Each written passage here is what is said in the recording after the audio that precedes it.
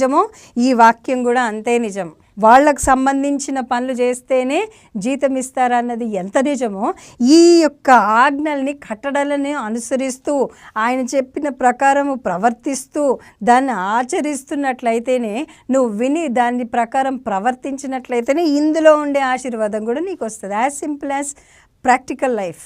దీన్ని ఎవ్వరూ మరి కాదనడానికి వీల్లేదు. ఇదెంత నిజమో ఇది కూడా అంతే నిజం. కనుక మన జీవితంలో అనేకమైన విషయాలు మన కళ్ళ ముందు జరుగుతూ ఉంటాయి, కానీ మనమే దాన్ని ఓవర్లుక్ చేసి మనకెంత కావాలో అంతే వింటాం, మనకి ఏది అవసరమో అంతే చూస్తూ ఉంటాం, మనం ఎంత చేయగలమో దాన్ని ఫోకస్ చేస్తూ ఉంటాం. ఎప్పుడైతే మాట వింటావో, మరి దేవుడికి అనుగుణంగా ప్రవర్తించడానికి నిన్ను నువ్వు సిద్ధపరచుకుంటావో, అప్పుడే నీ యొక్క ప్రతి ప్రార్థన, ప్రతి సిద్ధపాటు, నీ హృదయంలో ఆలోచించిన ప్రతి ఆలోచన ముద్రించబడుతున్న